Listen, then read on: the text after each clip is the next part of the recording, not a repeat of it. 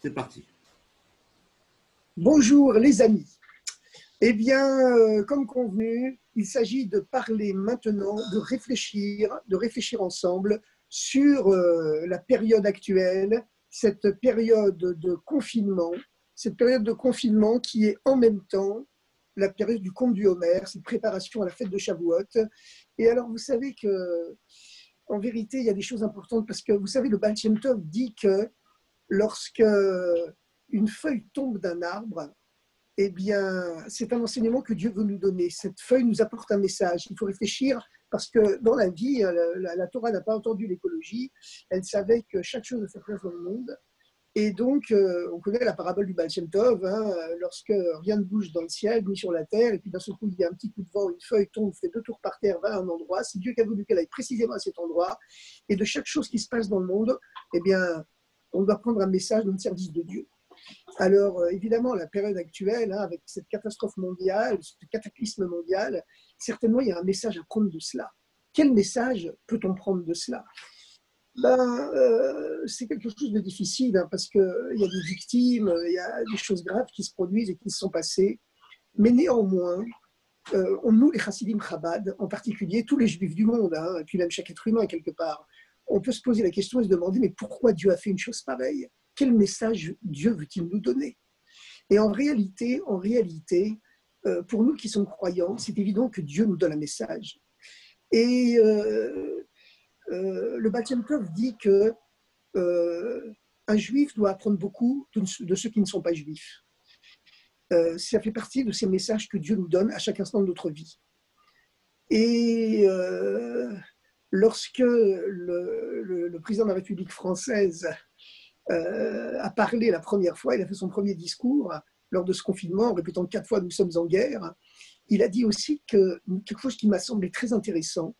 Il a dit que c'était peut-être une période qui nous était donnée pour que chacun retrouve l'essentiel. C'est ces mots exacts, que chacun retrouve l'essentiel. Alors maintenant, qu'est-ce que c'est l'essentiel pour chacun? Bien évidemment, pour nous, les croyants, c'est Dieu. Mais pour quelqu'un qui se dit non-croyant, c'est quand même une piste de recherche pour remettre en question sa vie, pour chacun à sa façon, à son niveau, essayer de retrouver l'essentiel. Et l'essentiel, finalement, tout le monde comprend le message qui est derrière. Ça me rappelle un commentaire que le Rabbi avait fait en 1963, où à l'époque, il y avait le président américain John Kennedy qui avait lancé le Peace Corps. Le Peace Corps, c'était quoi? C'était que le gouvernement américain avait décidé d'envoyer des jeunes gens complètement désintéressés pour aller aider les pays pauvres à développer l'agriculture ou se développer culturellement, économiquement. Et c'était des jeunes Américains, juifs ou pas juifs bien sûr, qui allaient travailler dans des pays sous-développés, des pays lointains, pour un salaire de misère ou sans salaire du tout, afin d'aider les pauvres, les pays pauvres, à se prendre en charge eux-mêmes. Et le Rabbi avait dit, moi ça fait des années que je me bats pour que les chassidim acceptent de quitter leur confort de New York pour aller s'exiler dans le monde et partir en mission, partir en shlichut, pour réveiller spirituellement le peuple juif et le monde entier, et personne ne m'écoute. Alors qu'est-ce que Dieu a fait? Puisque personne ne m'écoute moi, il a pris quelqu'un qui est de notoriété mondiale, qui est le président de la superpuissance mondiale, pour prêcher le même message. Et moi, je m'en sers pour le retransmettre aujourd'hui, pour rappeler que ceux qui partent en shlichut, en mission, au Cambodge, au Laos, comme il y a aujourd'hui des shluchim, grâce à Dieu, le message du Rabbi, finalement, via ce discours du président américain, il a été entendu ensuite par tous les chassidim. Eh bien, ceux qui partent là-bas, ils n'auront peut-être pas une école pour leurs enfants à leurs pieds, ils n'auront peut-être pas le lait cachère devant leur porte tous les matins, mais ce que je peux leur promettre, c'est qu'ils seront des ambassadeurs, des messagers de Dieu, des ambassadeurs de Dieu partout où ils seront. Et donc, certainement, il y a un message de cette période de confinement lorsque Dieu inspire le président de la République française pour qu'il dise c'est une occasion qui nous est donnée de retourner à l'essentiel. Eh bien, oui, c'est un message, certainement, c'est un message. Pour nous, les Chassidim Chabad, qu'est-ce que ça peut nous donner, ce message de retourner à l'essentiel? Nous, on sait que notre mission, bien sûr, c'est de diffuser le judaïsme autour de nous. Et vis-à-vis des non-juifs, de diffuser autour de nous les principes de toute la civilisation, c'est-à-dire les principes universels, les 7 lois de Noé, comme le Rabbi a lancé la campagne il y a déjà longtemps, en demandant à chaque être humain de faire l'effort de prendre 1 minute de silence tous les matins pour réfléchir chacun avec ses idées, comment devenir un meilleur être humain. C'est la fameuse campagne de la minute de silence que le rabbi avait lancée pour toutes les écoles laïques américaines. Il y a de là, c'était dans les années 80, 1983. Il avait lancé, le rabbi a répété des centaines de fois, il a passé des centaines d'heures à répéter, à nous demander de diffuser les principes universels, les 7 lois de Noé aux non-juifs dans le monde entier, puisque nous les juifs, notre rôle c'est d'illuminer le monde entier, de préparer le monde entier à l'avenue du Mashiach, à l'avenue du Messie. Et le Messie, c'est bien sûr un homme de chair et de sang qui viendra un jour, mais pour l'instant, c'est surtout un Messie spirituel qui est en nous, qu'on doit dévoiler, comme le rabbi l'avait dit, par plus de bonté, plus de gentillesse, et puis bon, par toutes ces façons de se dépasser de soi-même, de sortir de soi-même, etc., et d'apporter cette lumière de spiritualité, de joie autour de nous. Maintenant, il se produit une chose, c'est que nous, les Chassidim Chabad, et je pense vraiment que ça vaut la peine d'y réfléchir, on se pose tous la question. Maintenant, on ne peut plus aller dans les rues mettre de filines aux gens. On ne peut plus donner autant de cours qu'avant. Comment c'est possible que Dieu nous empêche de faire ça? Eh bien, en réalité, vous savez, je pense qu'il y a une bonne leçon à tirer de cela, de la différence que la Chassidoute met entre le premier mois du printemps, le mois de Nissan, et le premier mois de l'automne, le mois de Tishri. Au printemps, on prie pour la rosée. En automne, on commence à prier pour la pluie. Quelle différence entre les deux? Eh bien, c'est que la pluie, d'après la Torah, ce n'est pas un don gratuit de Dieu. La première fois qu'il est question de l'existence de la pluie, dans Sefer Bereshit, dans la Genèse, eh bien, il est écrit dans le Chumash, dans le texte littéral de la Bible, de Chumash, qu'une vapeur monte de la terre, s'élève vers le ciel, et c'est seulement une fois qu'elle est montée de la terre qu'elle peut, dans le ciel, se transformer en gouttes de pluie qui vont, les Hashkot et Agdan, humecter le jardin, c'est-à-dire apporter la bénédiction à toute la terre, permettre à la terre de vivre. Mais tout d'abord, il faut qu'il y ait cette montée. Alors cette vapeur se aide à Olé Mina Adama, dans le texte du Chumash, cette vapeur qui monte de la terre pour s'élever dans le ciel, eh bien, elle symbolise bien sûr, sur le plan spirituel, la montée des êtres humains qui font un effort pour s'élever vers Dieu. Et ça, c'est tout le service de Dieu du mois de Tishri, qui commence par les 10 jours de Teshuvah, où chaque être humain doit faire l'effort de se prendre en charge pour s'élever vers Dieu par ses propres efforts. Le mois de Nissan, c'est le contraire. Le mois de Nissan, on prie pour la rosée. Quelle différence entre la pluie et la rosée? C'est que la rosée ne provient pas d'une montée des eaux terrestres vers le ciel, ce qui symbolise la tentative des hommes de se prendre en charge par eux-mêmes pour s'élever par leurs propres efforts vers Dieu, par la Teshuvah, par le retour à Dieu, le retour à soi-même, pour devenir qui on est vraiment, pour découvrir cette parcelle de Dieu qui est en nous, qui constitue notre véritable identité profonde. Au mois de Nissan, on prie pour la rosée, parce que la rosée, eh bien justement, elle tombe gratuitement du ciel, elle ne s'arrête jamais. Ça symbolise le don gratuit de Dieu, quand Dieu décide de réveiller les hommes, même si les hommes ne méritent pas, n'ont fait aucun effort. Il arrive parfois qu'on se réveille le matin sans savoir pourquoi, on brûle d'envie de se lever très vite, de faire notre prière mieux que d'habitude, d'aller courir à la synagogue. C'est Dieu qui nous a réveillés. Ça, c'est un don gratuit. Et c'est à l'image du mois de service de Dieu du mois de Nissan, le mois du printemps, où le peuple juif a été sorti d'Égypte, parce qu'on explique que Dieu nous a sortis d'Égypte, parce que les Juifs, les Hébreux, comme on nous appelait à l'époque en Égypte, eh bien, on était descendus dans la 49e porte de l'impureté, on était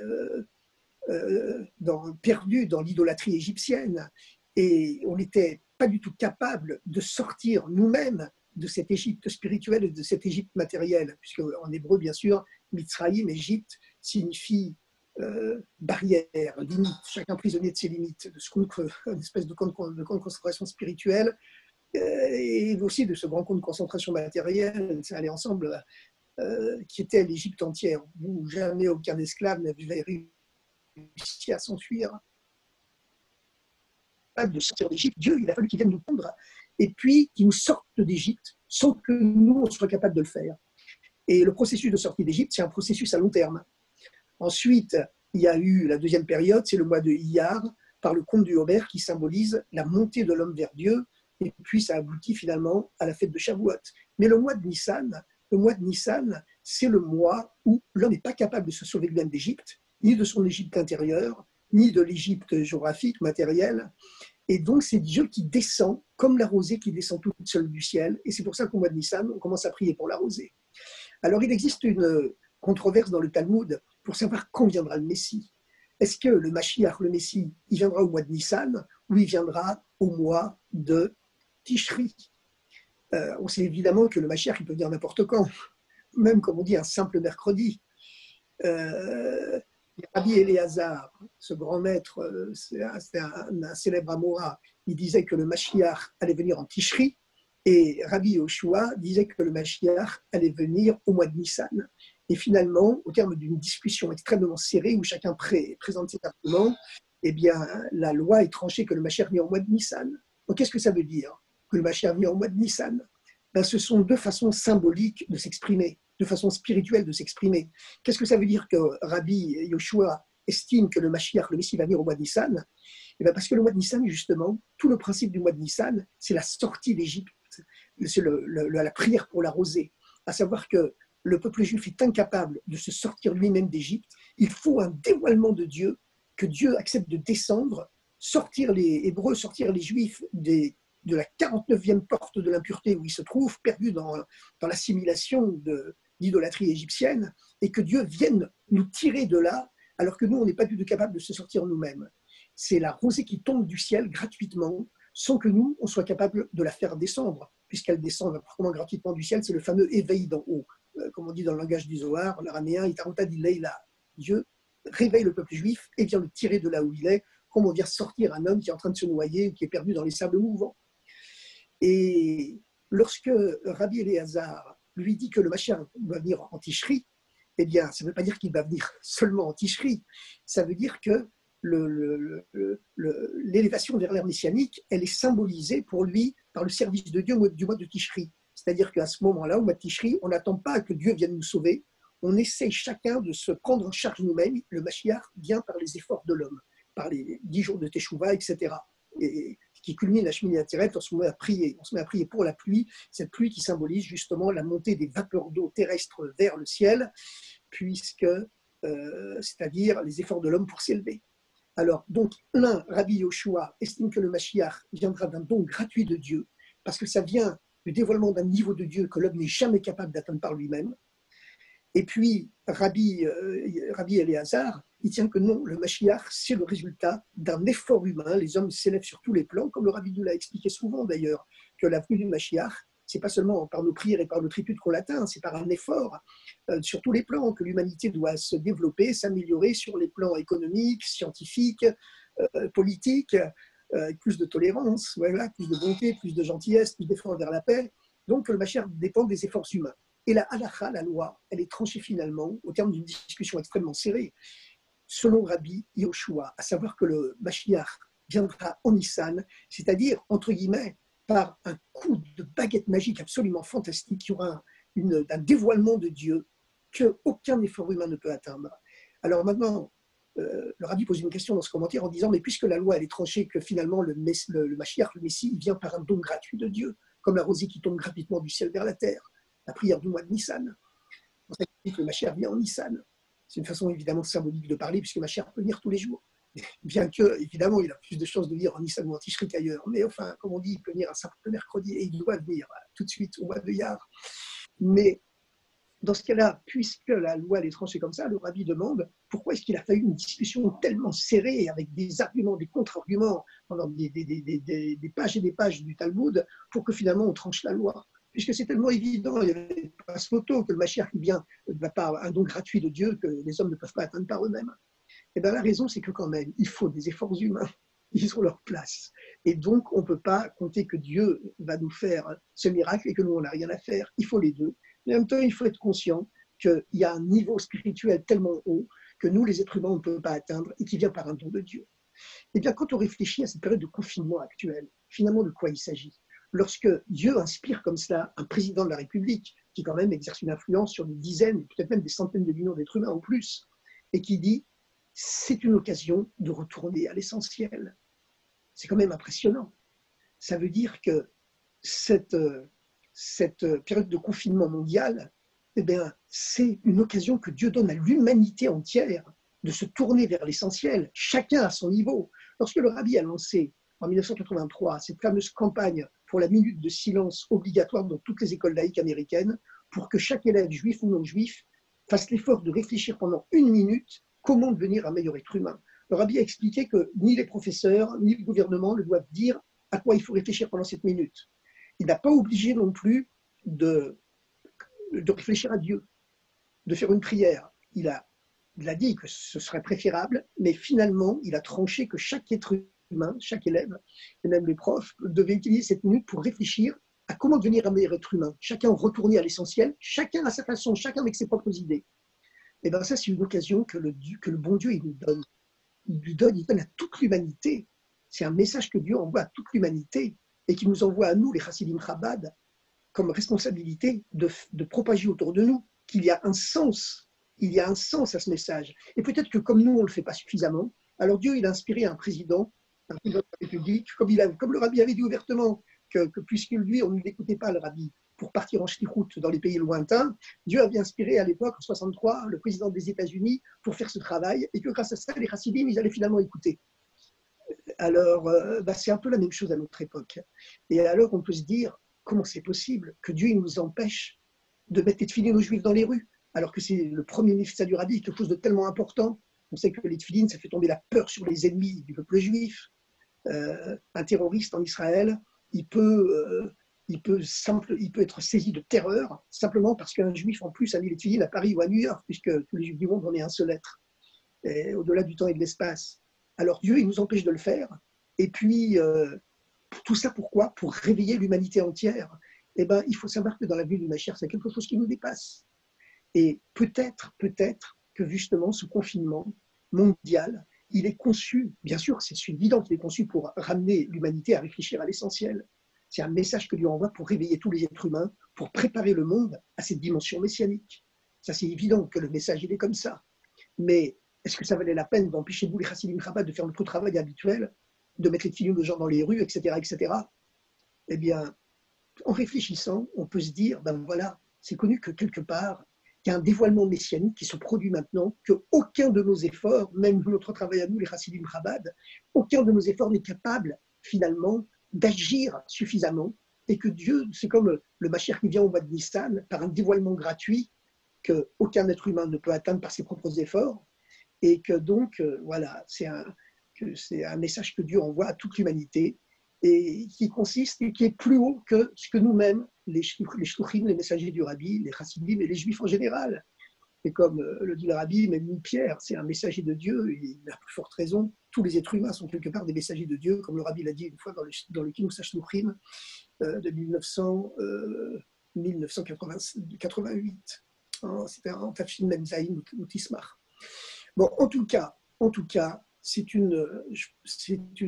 doit nous encourager, bien sûr, à nous faire comprendre cette interconnexion qui existe dans toute l'humanité et nous pousser, nous, les Juifs, et nous, les Chassidim Chabad, les disciples du Rabbi en particulier, à développer encore plus cette campagne pour pousser tous les êtres humains, juifs ou non juifs, à réfléchir davantage, diffuser autour de nous les 7 lois de Noé, les principes universels, ce principe de méditation silencieuse tous les matins où chaque être humain doit essayer à réfléchir à comment devenir un meilleur être humain.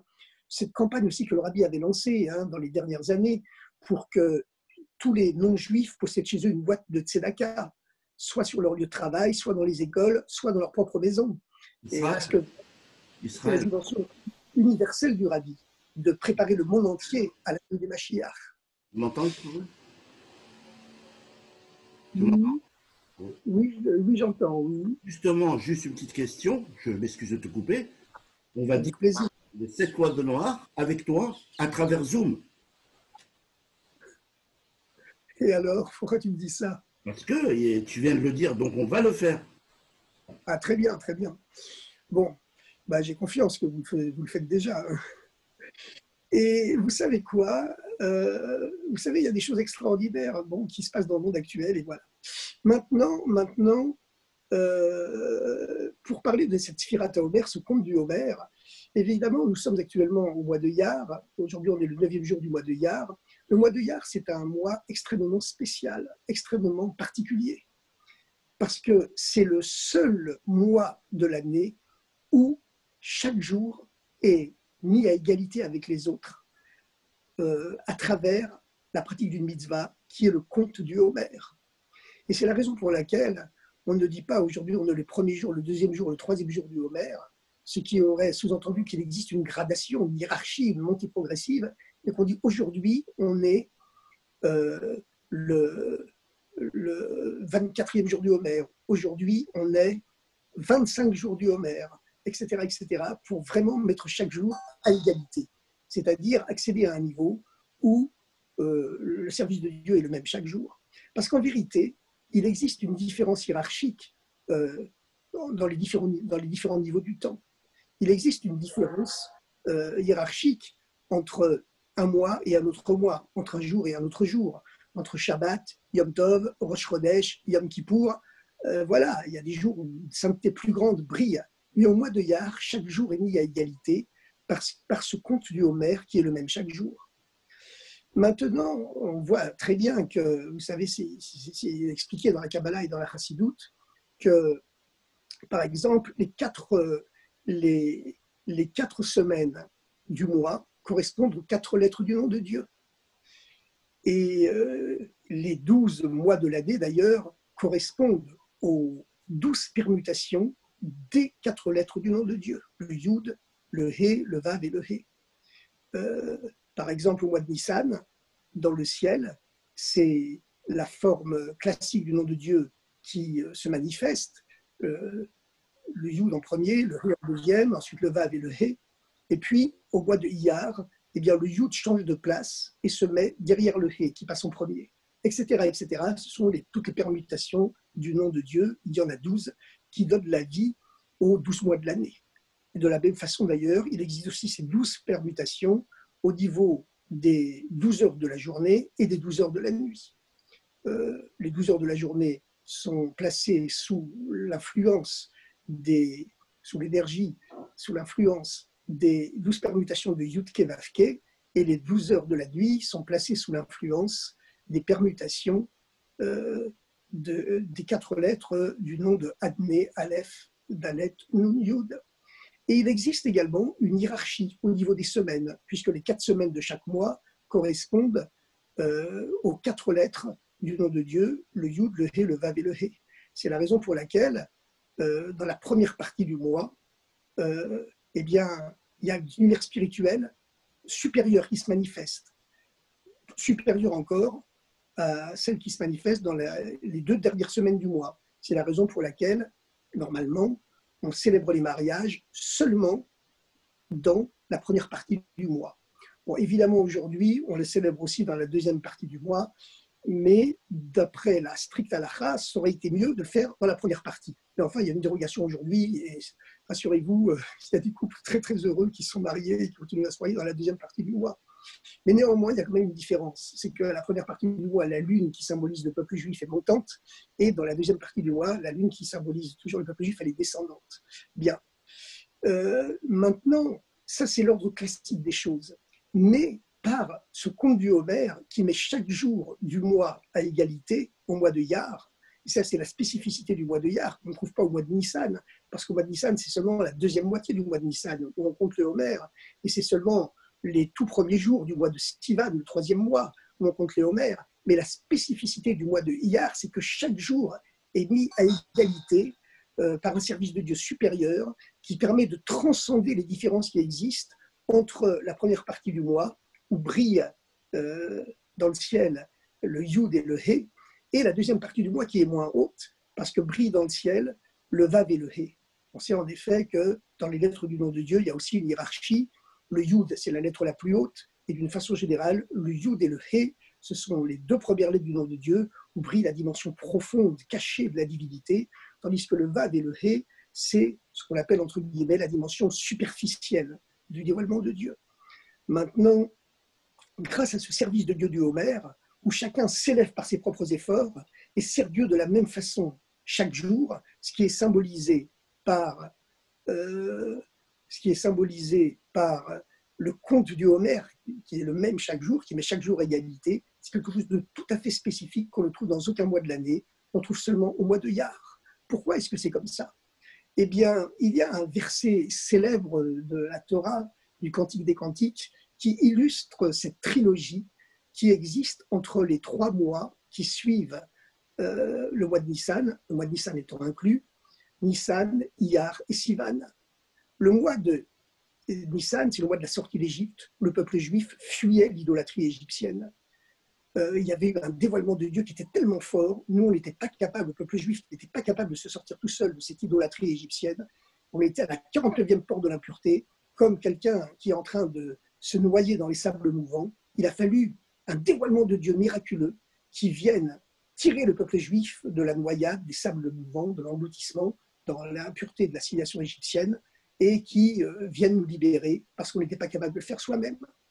Maintenant, le mois de Iyar, c'est un niveau supérieur. C'est le mois où le peuple juif est capable de se prendre en charge.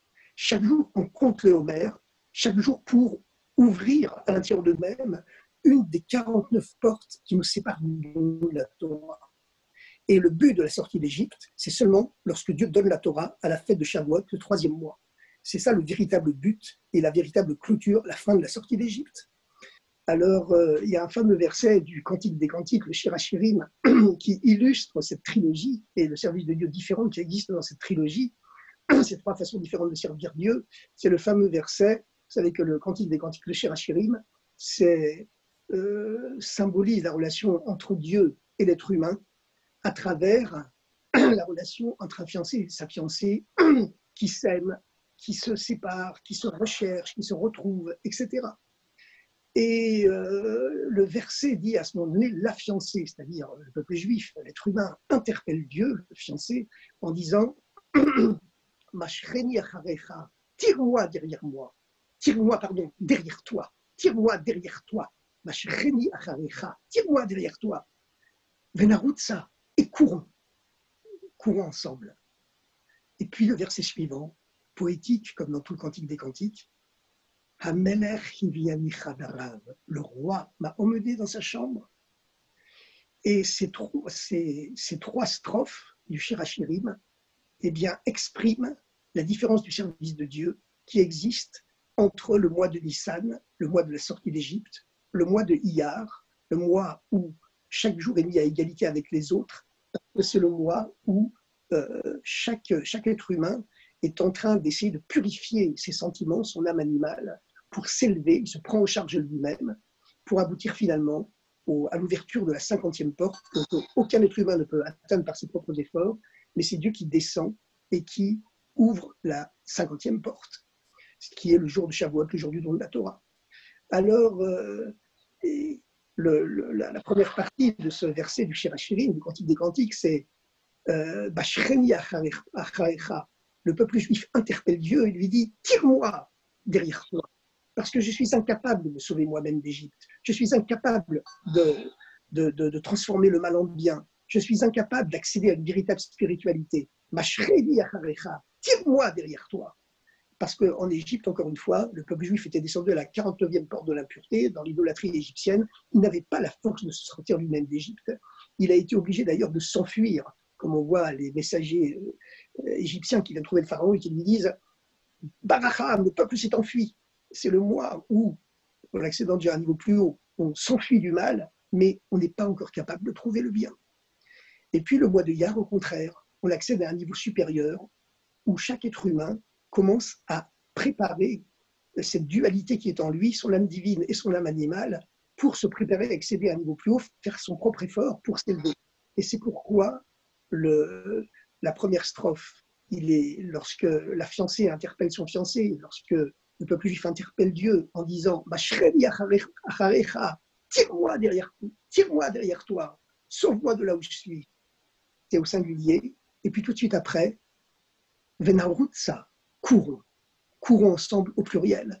Pourquoi ? Parce qu'au mois de Nissan, lorsqu'il y a eu le dévoilement de Dieu qui a amené la sortie d'Égypte, eh bien, l'âme animale qui est en nous, elle n'était pas capable d'être un réceptacle à ce dévoilement de Dieu. C'était seulement l'âme divine qui avait répondu. Donc c'est pour ça que c'est au singulier.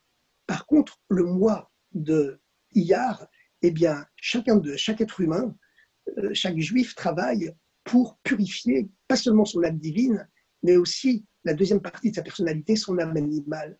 Et on sait que quelque part, l'âme animale, elle recèle une puissance beaucoup plus forte que ce qu'il y a dans l'âme divine. L'âme divine, elle est fine, elle est pure, elle s'exprime avec discrétion. L'âme animale, elle est grossière, elle est puissante. Mais si on arrive à la transformer en bien, à la faire aspirer à Dieu avec autant de force qu'elle aspire au plaisir matériel, à ce moment-là, eh bien, Raft Fouot Bekoar Shor, comme on dit, il y a beaucoup de récoltes dans la force du buffle. Et cette âme animale, elle permet de courir vers Dieu, de courir vers le bien, de courir vers les temps messianiques avec encore beaucoup plus de force et de vigueur que le ferait la seule âme divine. Et c'est pourquoi la deuxième strophe, après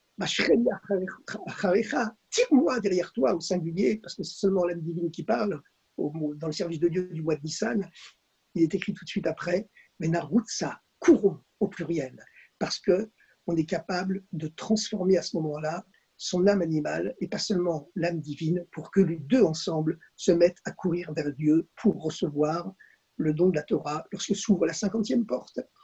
Et on sait bien sûr que les 7 semaines du Homer, elles sont là pour purifier les 7 sentiments qui existent à l'intérieur de nous-mêmes.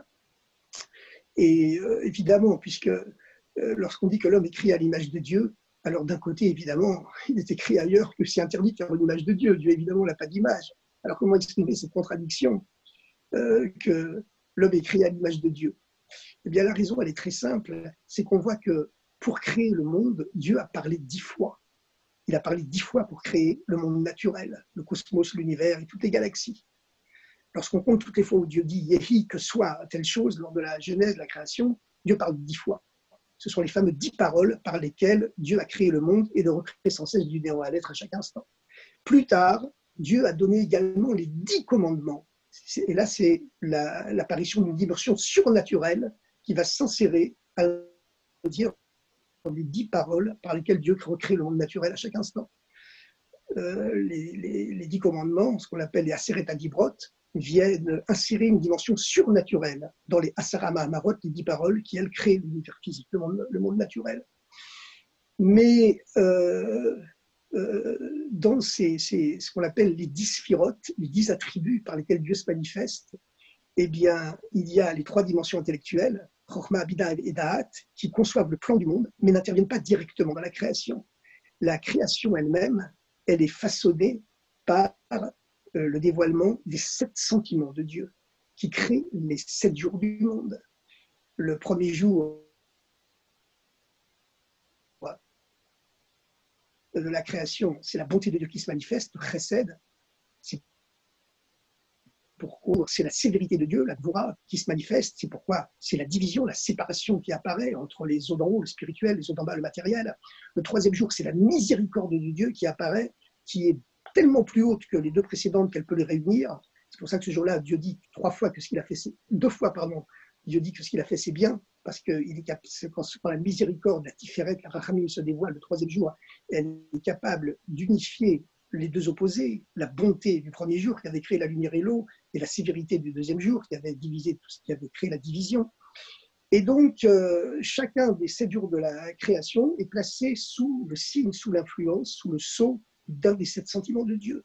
Ces 7 sentiments de Dieu, chaque être humain les possède en lui, puisqu'on est tous créés à l'image de Dieu.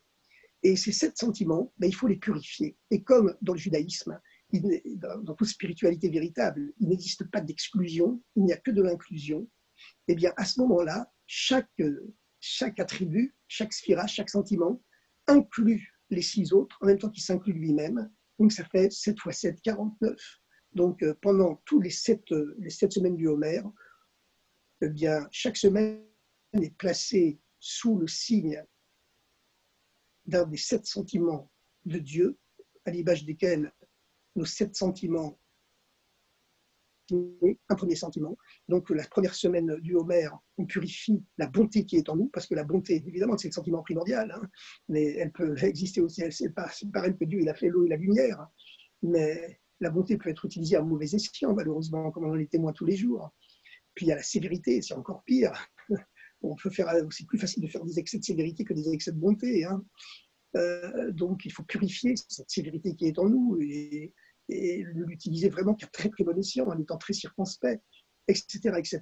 Et donc, comme encore une fois, il n'y a pas d'exclusion, mais il n'y a que de l'inclusion, eh bien, on purifie l'attribut de bonté pendant toute la première semaine du Homer, tel que l'attribut de bonté inclut tous les 6 autres. Et c'est pour ça que chaque jour du Homer, dans le livre de prière, il est écrit aujourd'hui, c'est le jour de la bonté, le deuxième jour, la sévérité qui est cachée dans la bonté, le troisième jour, la miséricorde qui fait partie de la bonté, le quatrième jour, l'attribut de victoire qui est inclus à l'intérieur de la bonté, et etc., etc.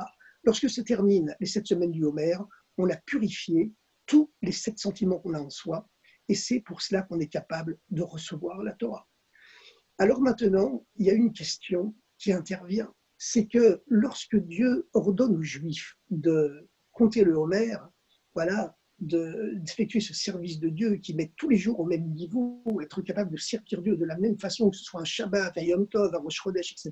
Ça, c'est la voda spécifique du compte du Homer qui met chaque jour à égalité, c'est-à-dire qu'on passe vraiment à un niveau très très haut, parce que pour ressentir le même niveau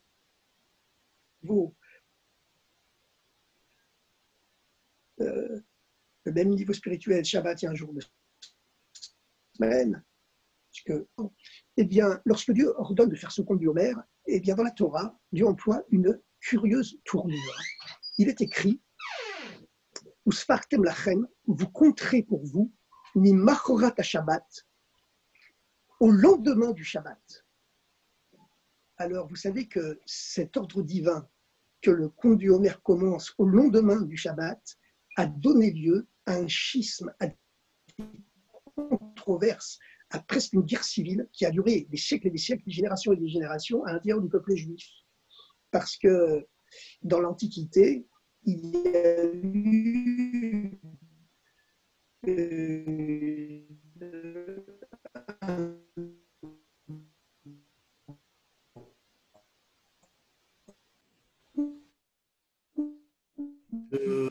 Tout le monde les Baïtous, disciples de Baïtous, plus tard, leurs descendants, on les a appelés les Caraïbes.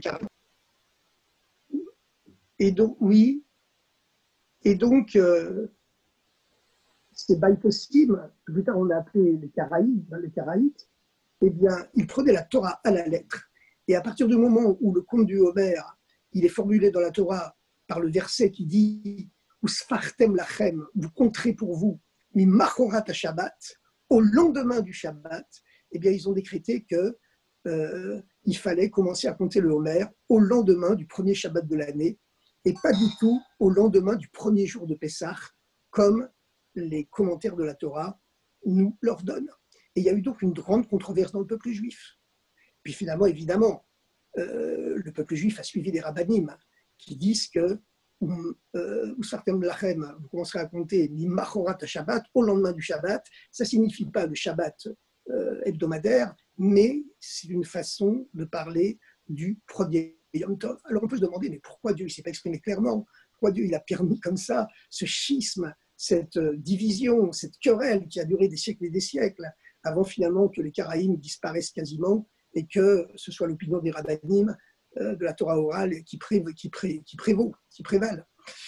Eh bien, la raison, elle est profonde. Comme tout ce qui existe dans le judaïsme, la raison, elle est profonde. C'est que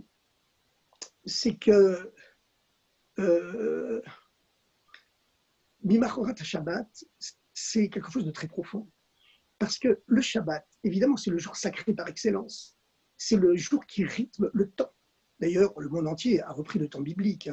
Il y en a qui le font le dimanche, il y en a qui le font le vendredi, mais c'est uniquement une façon de célébrer le Shabbat à leur façon. Maintenant, Mimachorat Shabbat, au-delà du temps, ça veut dire au-delà du temps. Ça ne veut pas dire seulement au lendemain du Shabbat. Shabbat, c'est le jour qui rythme le cycle naturel du temps, le cycle naturel des jours, des nuits, le cycle naturel du temps, le cycle naturel de l'histoire. Mais pour pouvoir purifier son monde intérieur et purifier en même temps le monde autour de nous, eh bien, pour purifier cette âme animale qui est en nous, descendre à ce niveau-là pour pouvoir la purifier, transformer l'obscurité qui est en nous en lumière, c'est ça la lumière du Mashiach qui est en soi et qui est dans le monde entier, c'est seulement lorsque l'obscurité est transformée en lumière, eh bien, il faut prendre une force qui est supérieure au temps, qui est au-delà du temps, qui est au-delà du monde. On sait que le temps et l'espace sont liés. Et c'est la raison pour laquelle, lorsque Dieu ordonne de compter le Homer, de descendre dans les limites de l'âme animale pour la purifier, purifier le mal qui est en nous, purifier le mal qui est dans le monde, eh bien pour cela, il faut être capable de se mettre au-delà du monde, au-delà du temps, au-delà du cycle naturel et normal des choses qui est symbolisé par le Shabbat, qui, tout en étant le jour sacré, fait partie quand même du cycle naturel du temps.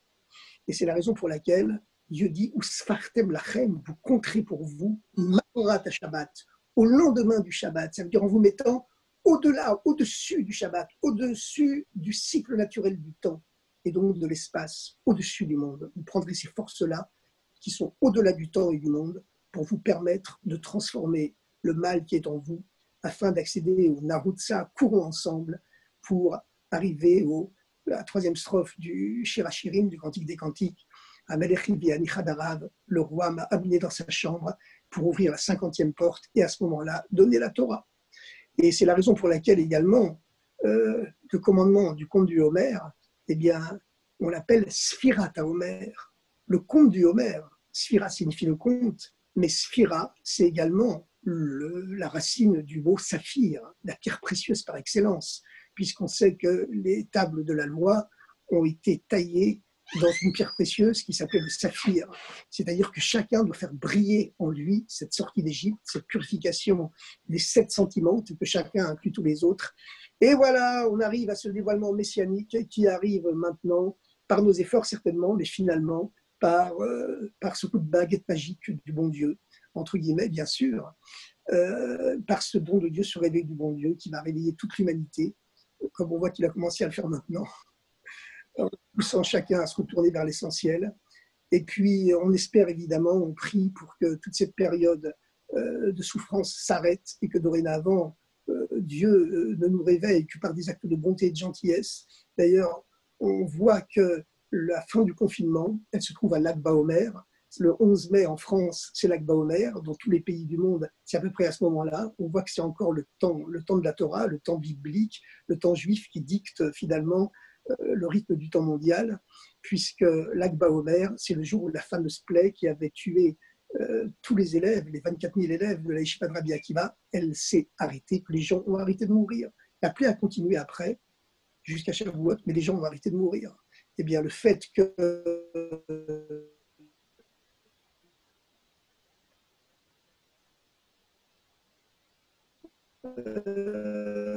la fin du confinement, Lag BaOmer, eh bien, le jour même de Lag BaOmer, c'est certainement un signe du bon Dieu, puisque comme le Baal Shem Tov nous l'enseigne, même une feuille, quand elle tombe d'un arbre, c'est pour donner un enseignement. Eh bien, là aussi, le message, il est là, que cette période s'arrête très rapidement. Et que voilà, le bon Dieu nous envoie le Mashiach, il n'y aura plus que la paix, le bonheur et l'entente entre les hommes. Chers amis, à bientôt. Bonne semaine. Ismaël. Merci beaucoup, Ismaël. À très bientôt. On est content de te voir à chaque fois. Razak. Moi aussi, c'est réciproque. Au revoir.